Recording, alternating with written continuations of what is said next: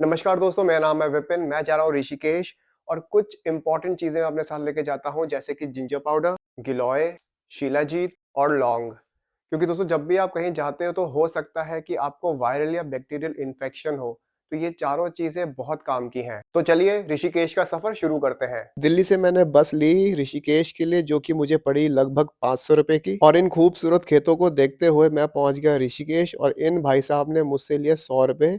हाँ, हाँ भाई, मुझे पता है मैं लुट गया, बट ठीक है, अब क्या ही कर सकता हूँ। फाइनली दोस्तों मैं हो गया हूँ तैयार, लेकिन सबसे पहले मैं आपको दिखाऊंगा बाहर का व्यू। ये व्यू मुझे बहुत प्यारा लगा क्योंकि मैं गढ़वाली हूँ और ये खेत और खलियान तो दोस्तों मुझे बहुत पसंद है। मैं जा रहा हूँ बीटल्स कैफे और ये गलियां देखो दोस्तों, बेहद खूबसूरत है। इन गलियों को देख के वाकई में ऋषिकेश की जो वाइब है वो आपको महसूस होनी शुरू हो जाती है। इन गलियों से होता हुआ मैं पहुंच गया बीटल्स कैफे, लेकिन अनफॉर्चुनेटली कैफे था बंद। लेकिन मुझे दिख गए हनुमान जी और मैंने करी छोटी सी पूजा। घूमते फिरते मैं पहुंच गया बीमंग कैफे। ये एक आयुर्वेदिक कैफे है। ये है मेरा वेलकम ड्रिंक। और दोस्तों ये है खूबसूरत व्यू। जब भी आप यहाँ पे आएंगे तो ये व्यू आपको दिखेगा, जो कि बेहद खूबसूरत है।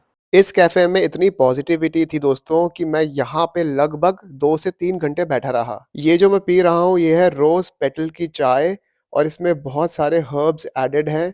वाकई में ये बहुत ही रिफ्रेशिंग चाय है। आज तक मैंने ऐसी चाय नहीं पी। ये है बीट रूट का हलवा। अगर आप इस कैफे में आते हैं तो ये वाला हलवा जरूर ट्राई करें।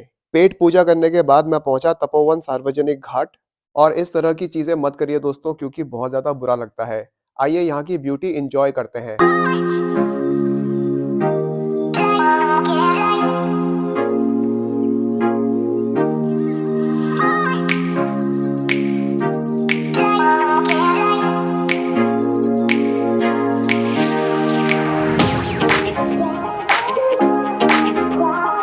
फिर मैं निकल पड़ा राम झूला और परमार्थ निकेतन आश्रम की तरफ। दोस्तों मुझे वॉक करने का शौक है, तो ये पड़ेगा 2 किलोमीटर तपोवन से। लेकिन अगर आप चाहो तो रेंट कर सकते हो स्कूटी, बाइक या फिर शेयर्ड ऑटो। ये है राम झूला और यहाँ से मैं पहुँच गया परमार्थ निकेतन आश्रम। दोस्तों परमार्थ निकेतन आश्रम बेहद खूबसूरत जगह है। आप यहाँ पे जरूर आना और फिलहाल के लिए आप इंजॉय करो यहाँ का व्यू।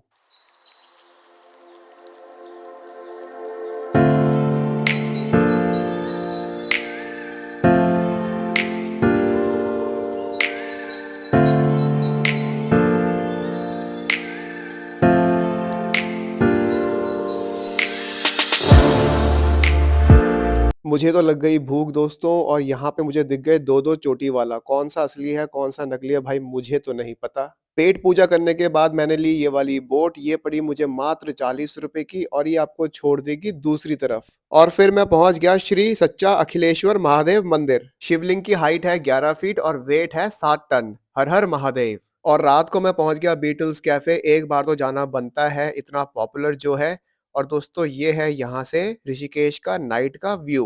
अगले दिन मैं निकल गया दोस्तों के साथ नीलकंठ महादेव मंदिर की तरफ, जो कि है 32 किलोमीटर ऋषिकेश से। ऐसा कहा जाता है कि अगर आप नीलकंठ महादेव मंदिर नहीं जाते हो तो आपकी ऋषिकेश की यात्रा अधूरी है। समुद्र मंथन के दौरान शिवजी ने जब विष पिया था तो शिवजी यहीं आए थे और शिवजी ने 60,000 साल तक यहाँ पे मेडिटेशन किया था। फिर हम गए श्री त्र्यंबकेश्वर महादेव मंदिर, जो कि 13 मंजिल के नाम से भी पॉपुलर है।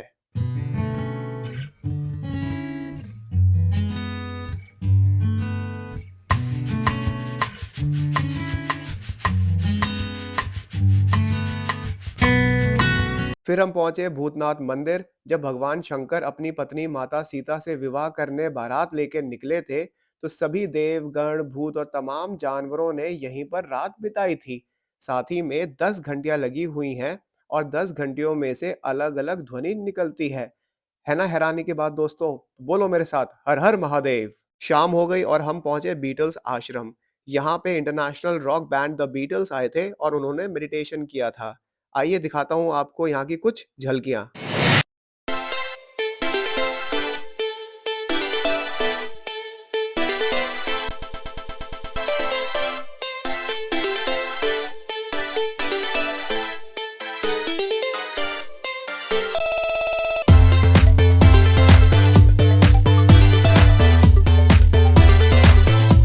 रात होने वाली है और गंगा आरती बस शुरू ही होने वाली है। तो चलिए दोस्तों देखते हैं गंगा आरती।